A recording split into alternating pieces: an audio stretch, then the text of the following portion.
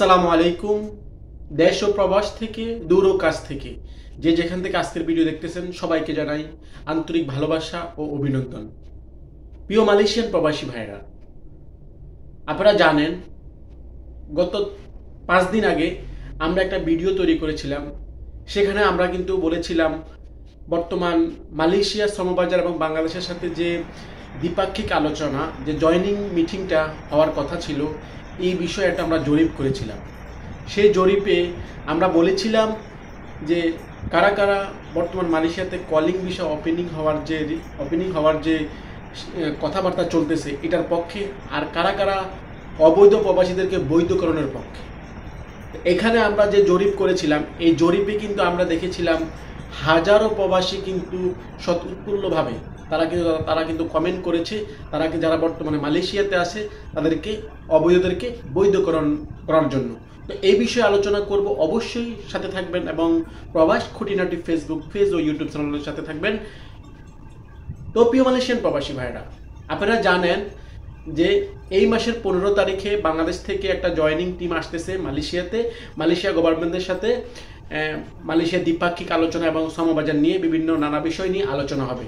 সেখানে কিন্তু উল্লেখযোগ্য একটা বিষয়, সেটা হচ্ছে প্রবাসীদেরকে নিয়ে। এই প্রবাসী যারা বর্তমানে অবৈধ আছে তাদের বিষয়, প্লাস নতুন করে কলিং যে ওপেনিং হওয়ার বিষয় যে কথা চলতেছে, সেই বিভিন্ন রকম নানা বিষয় নিয়ে। তো আমরা কিন্তু বারবারই কিন্তু আমরা আমাদের বাংলাদেশ থেকে যে টিমটা আসবে, যে টিমটা আসবে, গ্রুপ জয়নিং যে টিমটা আসবে, আমরা কিন্তু বারবারই এবং বিভিন্নভাবে আমরা কিন্তু জানানোর চেষ্টা করেছি যে মালয়েশিয়াতে যারা অবৈধ আছে তাদেরকে বৈধকরণের একটা প্রোগ্রাম চালু করা হোক।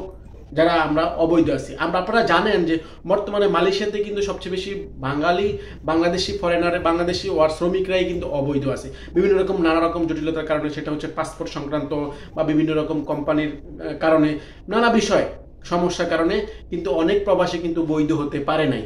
তো আমরা কিন্তু বারবারই বাংলাদেশের প্রধান উপদেষ্টা ডক্টর ইউনুস স্যারের কাছে এবং প্রবাসী কল্যাণ উপদেষ্টার কাছে কিন্তু আমরা বারবারই এই কথাগুলো পৌঁছানোর চেষ্টা করেছিলাম যে যারা এই জয়নিং টিমটা মালয়েশিয়াতে আসবে দ্বিপাক্ষিক আলোচনা করার জন্য, তারা যেন তাদের উল্লেখযোগ্য বিষয়ের মধ্যে এই বিষয়টা যেন অন্তর্ভুক্ত করে, যেন বর্তমানে যারা মালয়েশিয়াতে অবৈধ শ্রমিক আছে তাদেরকে বৈধকরণ দেওয়া হোক আরটিকে 3.0। তো সেখানে কিন্তু আমরা আমাদের অনেক প্রবাসীও কিন্তু এই বিষয়ে ওনারা সমর্থন জানিয়েছে যে কলিং চালু করার কোনো প্রয়োজন বর্তমানে প্রবাসীরা মনে করতেছে না। প্রবাসীরা মনে করতেছে যারা অবৈধ শ্রমিক আছে তাদেরকে বৈধকরণ দেওয়া হোক আরটিকে 3.0। কারণ বর্তমানে মালয়েশিয়াতে কর্মসংস্থানের যে পরিস্থিতি, এখানে কিন্তু হাজারো শ্রমিক আছে এখনো বৈধ এবং অবৈধ, কিন্তু তাদের কাজ নাই। অনেকে কিন্তু কাজ পাচ্ছে না, 2-3 মাস করে বসে আছে। সেখানে যদি আবার নতুন করে আবার কলিং চালু হয়, মালয়েশিয়ার সাথে কলিং চালু হয়, তাহলে কিন্তু হাজারো প্রবাসী আবারও বেকার হয়ে যাবে। যারা বেকার আছে তারা তো অবশ্যই বেকার আছে, আর যারা এখন কাজে আছে তারা কিন্তু আবার বেকার হয়ে যাওয়ার সম্ভাবনা আছে। এই জন্য আমাদের প্রবাসী কল্যাণ উপদেষ্টা ডক্টর আসিফ নজরুল স্যার এবং আরও যারা জয়নিং টিমে যারা আসবেন তাদের কাছে আমাদের আকুল আবেদন, প্রবাসীদের পক্ষ থেকে আপনারা যেন অবৈধদেরকে বৈধকরণ যে প্রোগ্রামটা চালু করার জন্য মালয়েশিয়া গভর্নমেন্টের সাথে একান্তভাবে একটু আলোচনা করার জন্য আপনাদের কাছে আমাদের বিনীত অনুরোধ প্রবাসীদের পক্ষ থেকে।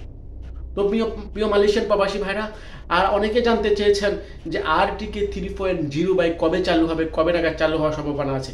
ভাই, আকাশে যখন চাঁদ উঠবে অবশ্যই আপনি দেখতে পারবেন, অবশ্যই আমার আগে কিন্তু আপনারাই জানবেন। আপনারাই আমাকে হোয়াটসঅ্যাপ, আপনারাই আমাকে বিভিন্ন রকমভাবে আমাকে সোশ্যাল মিডিয়ার মাধ্যমে আপনারা আমাকে জানাবেন।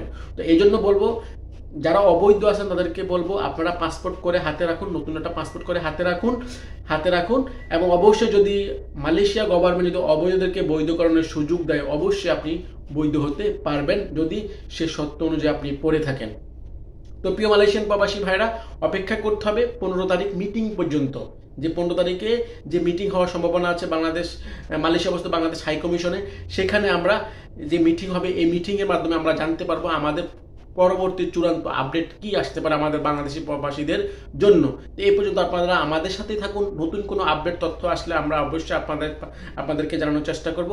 এবং প্রবাস খুঁটিনাটি ফেসবুক পেজ ও ইউটিউব সাবস্ক্রাইব করবেন এবং বেল আইকন ক্লিক করে রাখবেন। যারা সাবস্ক্রাইব করেন অবশ্যই সাবস্ক্রাইব করবেন, যারা সাবস্ক্রাইব করেন তাদেরকে আন্তরিকভাবে অভিনন্দন ও ভালোবাসা, এবং ভিডিওটা সম্পূর্ণভাবে প্রচার করে দিবেন, শেয়ার করে দিবেন, যেন আপনাদের বন্ধু বান্ধব সবাই যেন জানতে পারে।